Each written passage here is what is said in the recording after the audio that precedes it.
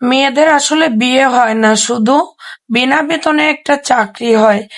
আর যদি কখনো ২-৪ টাকার প্রয়োজন হয় তাও ১০০০টা কৈফিয়ত দিতে হয়। আসসালামু আলাইকুম everyone, welcome back to my new another blog from simple lifestyle. কেমন আছেন সবাই? ভিডিওটি শুরু করছি আমি সোমবার মর্নিং থেকে, খুব ভোর থেকে। ফার্স্টে এই ভিডিওটি আমি আগের ভিডিওতে আপনাদের সঙ্গে শেয়ার করেছি, বাট সেটা আমার খেয়াল ছিল না। আবারও ভিডিও ক্লিপটা আমি অ্যাড করে ফেলেছি, যেহেতু আমি মর্নিং এ ভিডিওটাই নিয়েছিলাম, এর জন্য ভুলে ভিডিওটি অ্যাড করা হয়ে গিয়েছে। যাই হোক, কোনো বিষয় না, মিস্টেক তো মিস্টেকই। তারপর আমি এখানে কিন্তু এই সকালবেলায় ভিডিও ক্লিপটি নিয়ে নিয়েছি। ভিডিও ক্লিপটি নিয়ে নেওয়ার পর দেন আমি আমার বাবার জন্য ফার্স্টে ওর বাবার জন্য নাস্তা রেডি করব। আমার সেদিন সকালে ভীষণ খারাপ লাগতেছিল, কারণ আমার ঘুমাতে অনেকটা লেট হয়ে যায় রাত্রে, সকালে আর নাস্তা তৈরি করতে ইচ্ছা করছিল না। তাই ভাবলাম রাতে যেহেতু চকোচ এনেছে ওর বাবা, দুধ আছে, তাহলে আমি 4টা ডিম সিদ্ধ করে দিই, ডাবল ডিম আর এক বাটি দুধ চকোচ খেলে কিন্তু একটা মানুষের সকালের নাস্তার জন্য আর কোনো কিছুরই প্রয়োজন হয় না আমি মনে করি। কারণ সকালের নাস্তা আপনি যত কম খেতে পারবেন তত আপনার জন্য ভালো। তবে মাঝে মধ্যে যেদিন খিচুড়ি করা হয় কিংবা অন্য কিছু করা হয় সেদিন তো একটুখানি আপনার ইসের নিয়মের বাইরে চলে যায়, সেটা একটু ভিন্ন কথা। যাই হোক, তারপরে আমি ওর বাবার জন্য এখানে আমি দুধটা জাল করে নিলাম, সেই প্যাকেট দুধটা। ওই দুধটা সাধারণত জাল দেওয়ার প্রয়োজন হয় না, তবে একটু গরম দুধে চকোসটা ভিজালে খেতে আর একটু বেশি টেস্টফুল মনে হয়, এর জন্য দিয়েছিলাম। তারপর এই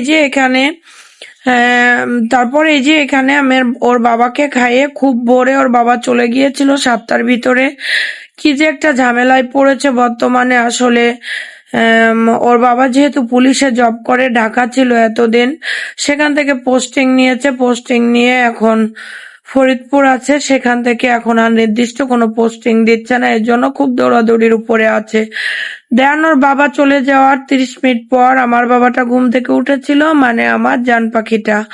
তারপর ওর জন্য আবার আমি সেম খাবারটাই রেডি করে দিলাম, তবে ওরটা আমি 2টা পাত্রে ভাগ করে দিয়েছিলাম। এভাবে দিয়ে দিয়েছিলাম, বাবা ছেলে দুইজনের নাস্তা, সকালের নাস্তা কমপ্লিট হয়ে গেল। মাঝে মধ্যে আপনাদের যদি ভালো না লাগে এভাবে ফাঁকিবাজি নাস্তা তৈরি করে দিবেন। দেন তারপর আমি কিছু বাজার আনার জন্য বাইরে চলে গিয়েছিলাম। এখানে আমি এনেছিলাম, আমাদের খুলনা অঞ্চলে এই শাকটাকে বলে সাদা শাক, এদিকে বলে ঘি কাঞ্চন, কেউ আবার বলে সবুজ শাক, যেটা যে যেভাবে বলে শান্তি পায়। বাট আমার কাছে এই শাকটা ভীষণ পছন্দের, তাই আমি এই শাকটা কিনে এনেছিলাম। দেন তারপর এই যে দেখেন চালটা এনেছি, চালটা আমার ফেটে গিয়েছে, ভীষণ কষ্ট লাগতেছিল।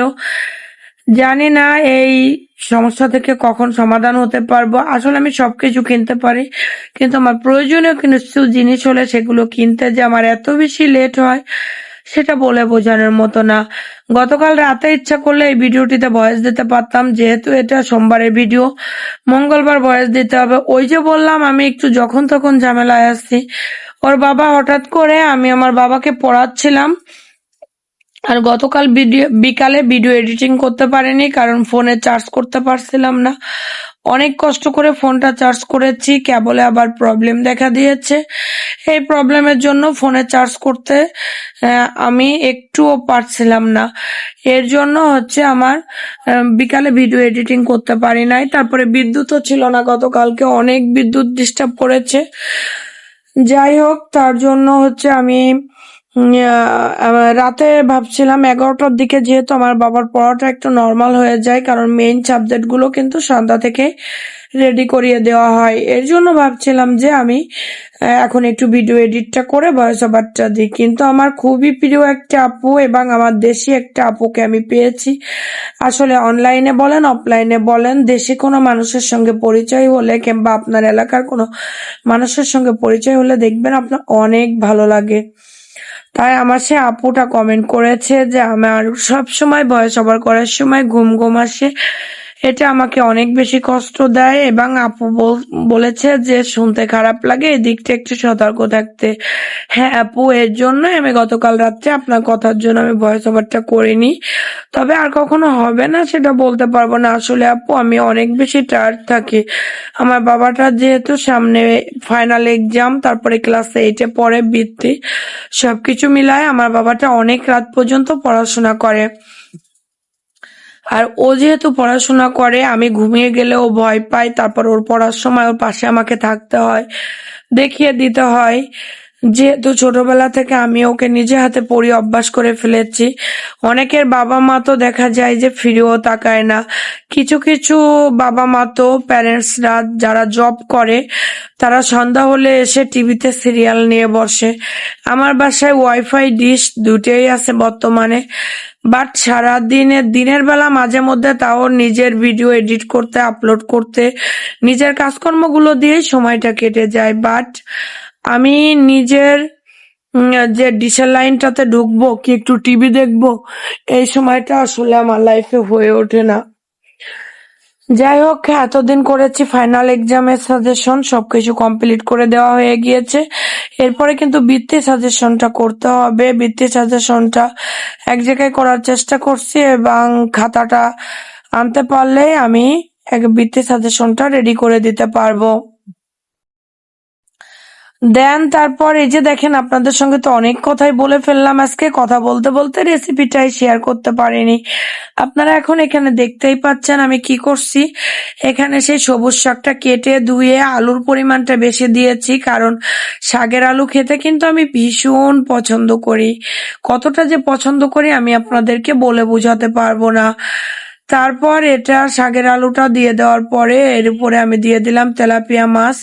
তেলাপিয়া মাছ ভেজে রাখছিলাম। তেলাপিয়া মাছ খেতে আমার অনেক বেশি পছন্দ। তেলাপিয়া খেতে আমি অনেক পছন্দ করি, তাই আমি এখানে তেলাপিয়া মাছগুলো দিয়ে দিলাম। আলু দিয়ে তেলাপিয়া মাছ উপর থেকে দিয়ে দিয়েছি। এখন দিয়ে দেওয়ার পর যাই হোক, এই যে আমার একটা কল চলে আসছে। আসলে ফোনটা দেওয়ার আর সময় পেল না, এর জন্য আমি ভিডিও যখন ভয়েস ওভার করি বা এডিট করি তখন আমি ফোনটা সাইলেন্ট রাখি।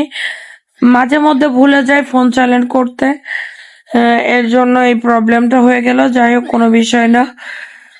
তারপর দেখেন আমার শাকের তরকারিটা কত সুন্দরভাবে কমপ্লিট হয়ে গিয়েছে। আপনারা বিশ্বাস করেন, এই ধরনের একটা শাকের তরকারি হলে এর সঙ্গে আর কোনো কিছুই লাগে না আমার ভাত খেতে। এক পিস মাছ, একটু আলু, একটু শাক, ঝোল হলে আমি অনেক খুশি। আমি কিন্তু ভালো মন্দ পোলাও, বিরিয়ানি, তারপর মাংস, এই ধরনের খাবারের থেকে আমি কিন্তু এই যে শাক ভাত, মাছ ভাত, এগুলো খেতে আমি অনেক বেশি পছন্দ করি। দেখেন তো আজকে রান্নাটা আমার কেমন হয়েছে। আমি এটাতে দেখলে কিন্তু মনে হচ্ছে যে আমি কোনো ঝোল রাখিনি, বাট না, শাকের ভিতরে পর্যাপ্ত পরিমাণে ঝোল রয়েছে। এভাবে আমি কিন্তু তরকারিটা কিন্তু নামিয়ে নিয়েছি। নামিয়ে নেওয়ার পরে তারপর মা ছেলে দুইজনে খেয়ে নিয়েছিলাম। ভালো হতো যদি একটা প্লেট রেডি করতাম, বাট এত বেশি টায়ার্ড ছিলাম যে আমার রেডি করতে ইচ্ছা করছিল না। সন্ধ্যায় মুড়ি, তারপর বাকরখনি, চানাচুর, একটুখানি চা বানিয়ে মা ছেলে দুইজনে খেয়ে নিলাম। আল্লাহ হাফেজ, ভালো থাকবেন সবাই, সুস্থ থাকবেন। নেক্সট কোনো ভিডিও নিয়ে আবারও কথা বলতে চলে আসবো। সেই পর্যন্ত সিম্পল লাইফস্টাইলের সাথে থাকবেন।